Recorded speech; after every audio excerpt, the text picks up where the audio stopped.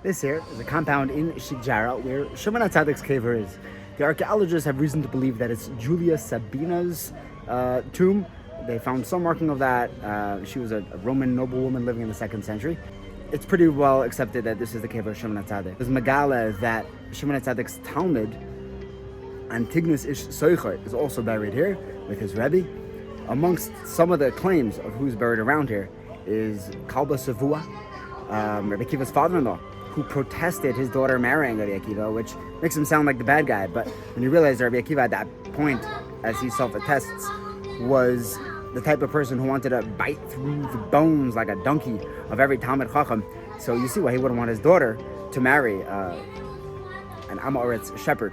He was called Kalba Savua, for the Gemara explains that anyone who was hungry like a dog, like a kelev, would leave Savua, would leave satiated. He had enough money to supply Yerushalayim under siege for many years.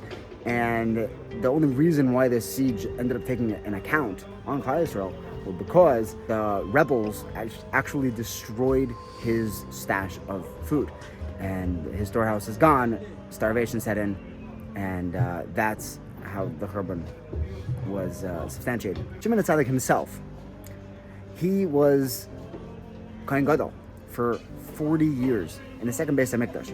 Let's bear in mind where there were Kahanim Gedolim who were buying their way into that position and dying every year in the Kodesh Kodashim.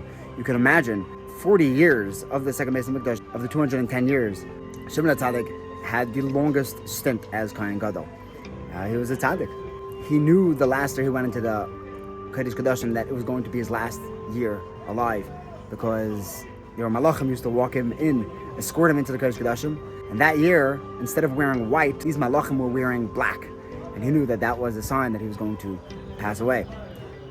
The most famous story probably about Shimon HaTzadik is when he met Alexander the Great, who was brought in to actually weed out what he was told was a rebellion by the Jews. And Shimon HaTzadik went out wearing the big kahuna, which is not a pasha thing to wear it out of the Beis HaMikdash, but he did, and he greeted Alexander the Great. When Alexander saw him there wearing the big kahuna, he got off his horse and he bowed to Shimon HaTzadik.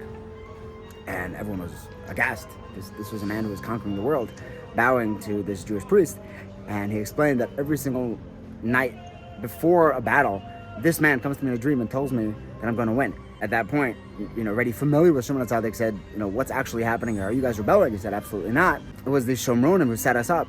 Alexander the Great responded by saying, okay, then you do whatever you want with them in response.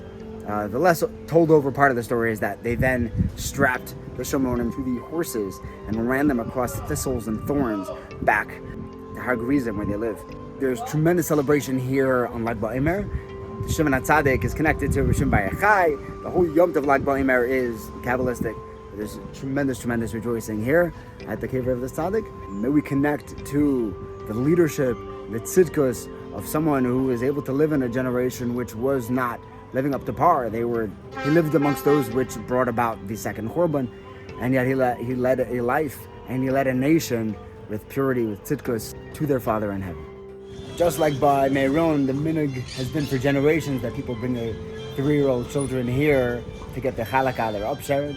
They built like a little special room here for that.